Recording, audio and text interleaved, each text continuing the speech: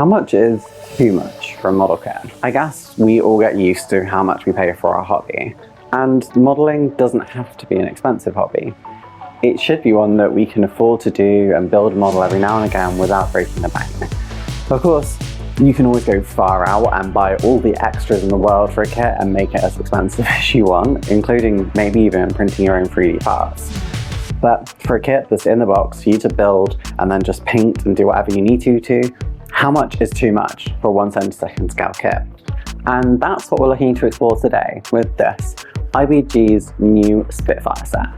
We'll have a look inside the box, what the parts are like, what parts you get in the kit, because that's a very interesting topic, and whether this is worth £23.99, because that feels like a lot of money. For context, I've got a lot of Spitfires, including Airfix's older tools and some of their newer tools. I built the starter Airfix Spitfire, that was what actually got me back into modelling quite a few years ago, and I've also built the 1/72 scale Mark 9C that they released at Key Model World Live as a limited edition kit, which is a newer tool but not brand new tool. These kits cost anywhere from sort of like $7.99 up to like £15, depending on when, where and how you acquire them. So there's quite a range that you can purchase, but none of these get really anywhere close to the £23.99 of this kit. And well, I guess we need to look at, is it worth it? When we factor in all the other things we need, such as the primers, paints, sprue cutters, modelling knife, glue, and everything else we might need, does it mean the craft is still viable? Now, in terms of the kit tree of this kit, it's quite simple. This kit is brand new. So there's nothing preceding it, but they've released it in kind of an interesting way. Initially, there is the Spitfire Mark 1 Early, there is the Spitfire in Battle of Britain, there is the Spitfire PR that I've got, and then a later PR in blue. There's also an additional boxing which appears to be a Mark 1 and 2 together. I haven't actually seen that one for sale yet, but it's on Scale Mix, which tends to be like the go-to. So presumably that's either out or coming out soon. Quite a few of these I've seen are not actually available in the UK yet. In fact, this one seems to be the only one that you can really get right now, which is fine because it's the one with the one I wanted in, I think. So that's all great. There are a couple of competitors that have this sort of style kit, and that includes from KP Models from a while ago, and A Model, which is one I've got, which I think was the only one at the time I could find, which was like the really early PR Spitfire, kind of akin to the one I have on War Thunder actually, which is just a skin for the Mark 1, so it's not actually physically quite right, but that's what inspired me to do this in the first place. In fact, I was going to do a group build with a couple of my modelling friends, but we just never got around to it because you know what happens. Well, we're going to look at that today, but I think the first thing we need to do is go and have a look inside the box. Before we get into it, make sure you subscribe to the channel to get up to date with the latest and greatest videos.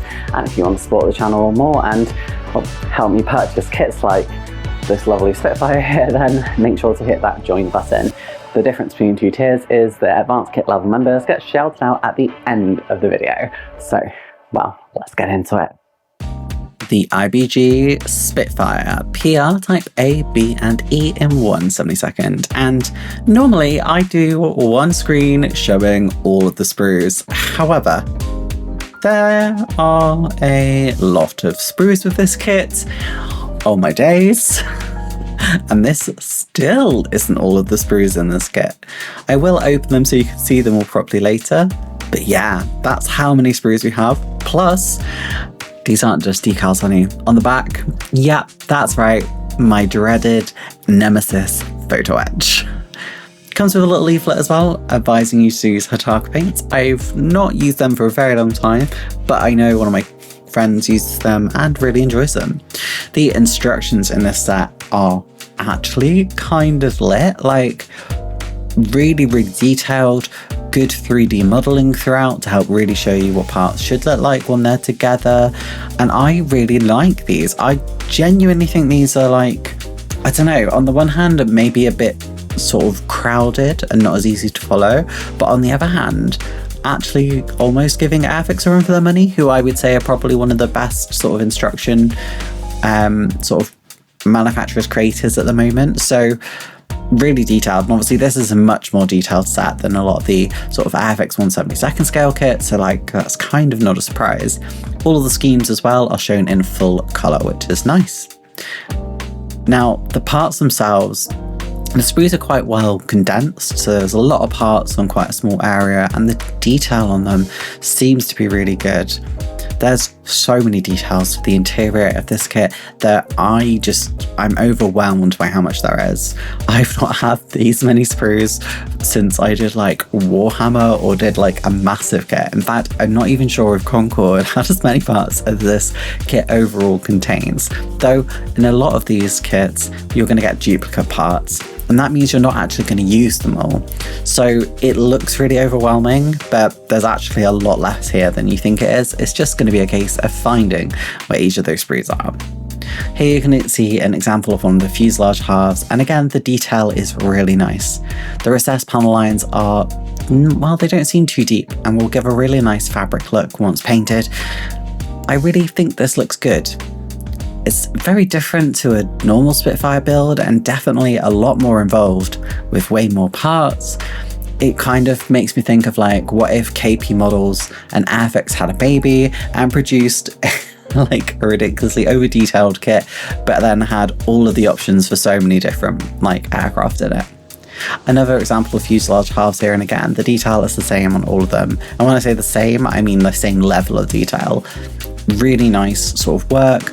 The fabric area looks really nice. I can see with the satin finish, this is just going to look like a really beautiful model kit. You only get one section of the wings sort of underneath, and well, that's okay because we're only going to build one of these from this set. Again, look at the detail, it's just fantastic. And there's like different levels of the recession in the panel lining as well, which I think is amazing.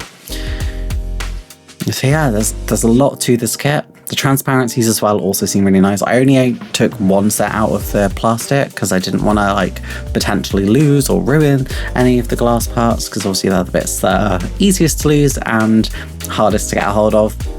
But they look fantastic. Really, really amazing quality with pretty much everything in this kit. It's kind of a banger. Now we had a look inside the box, let's have a little chat. So I think this is actually okay price-wise, and I'll get into why. Obviously there's a lot of parts included in this, and that's automatically going to impact the price. And I think I feel a bit conflicted about this. On the one hand, there are so many details you can put in this. Are you going to see almost any of them? Probably not, because 1/72 scale cockpits and interiors are so tiny that you're probably never going to see them. So it's whether or not it's important to you. For example, when I built my block MB210 in Romanian colours, I did the interior with wood. I left the roof detachable, but no one's going to see it really other than me. And I guess if I wasn't doing content for it and didn't just enjoy doing the little extras for me to have a look at in the future, I probably wouldn't have done it. Now, that's a lot of the hobby, is what's important to you.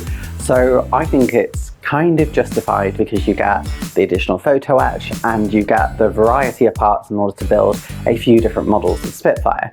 But that leads me on to another point. There's so many essentially spare parts in this kit because you're only going to build one out of the 3 or so variants that you're able to build in this. And I know they've released a couple of boxings of this, presumably to use all the parts. But part of me wonders whether or not it should have just been a 3-in-1 boxing and charged maybe £30 to cover the additional costs. Because, well, there's so much wastage in this kit. And that makes me really sad, because if you had a kit that you could build 3 of something and get all the different colours and have them all looking really nice on a display stand together, and you're only paying like £7 more compared to having to spend potentially £23 or £24 or 3 times to then have almost 3 models each time, but not quite. That's a shame.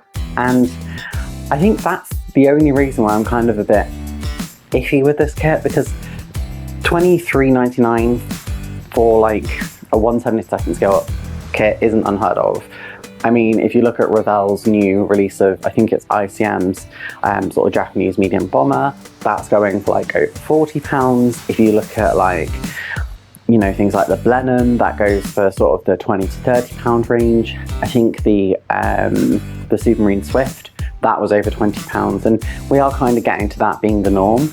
But I think it's a shame that with this kit in particular, with an extra couple of screws, potentially you would have 3 complete kits. Now, I've obviously not built this yet, so I could be entirely wrong about that. So take that with a little bit of pinch of salt, but I guess that's just my feeling on it. I am really excited to build this though. I probably will end up skipping a lot of the interior details because who is going to see them?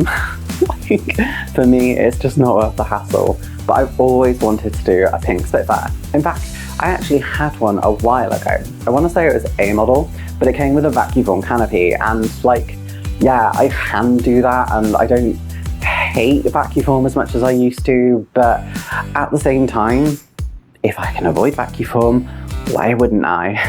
So now I've got this one. I'm hoping I can still do a pink one because I think there's a pink one in it, or there's one in one of them. And I'm just gonna like try and mix the color myself using Gallery's paint range because I've got that now. I might as well try and use it, and the like pigmentation tends to be really good. So I'm thinking if I use basically white or off-white and then mix it with a couple of drops of pink, hopefully I'll get that perfect like color, because the pink is iconic and matches obviously. Yeah, I think this kit is probably worth the price. It'll all depend on whether this goes together, and I always hate saying it's like a review when it's just like an unboxing because you never really know how it goes together. And looking at the instructions, they seem so good. Like, honestly, next tier, so that's a really big plus. The photo etch I'm not too sold on because it's photo etch, and me and photo etch, we are not besties, so that may get left, but we'll see as we get into it. Anyway, thank you so much for joining me to have a brief look at this model. I think it's one that's definitely going to be interesting. We'll see how it goes together, and hopefully that video will be out probably next year at this point, because I've got a lot planned for the rest of the year, so make sure you're subscribed to the channel to be kept up to date with that. And if you want to talk to other modelling besties, then make sure to join the Discord. The link is in the description down below. It's a forum style, so you can get to know all your fellow modelers and share your latest projects and completed builds. And of course, if you want to support the channel more, make sure to become a channel member. Just hit the join button down below. I try and keep it as fair as possible so you don't get much between the two tiers. The main difference is advanced kit members get shouted out at the end of each video. And well, I guess with that, I'll see you next time, guys. Bye! A special shout out goes to all my channel members. Thank you so much for all your support. An extra shout out goes to my advanced kit level members, including Bobby G, Dafty Duck, Bob and Genevieve Albridge, David Barber, Taggers365, Jeff Styramas, and my 2 longest supporters at this tier, Crazy Loacher and Explosive Water. If you've enjoyed what you've seen here today, make sure to subscribe to the channel to be kept up to date with my latest and greatest videos. And if you want to support the channel more, make sure to become a channel member down below. Have a great day. Love you. Bye.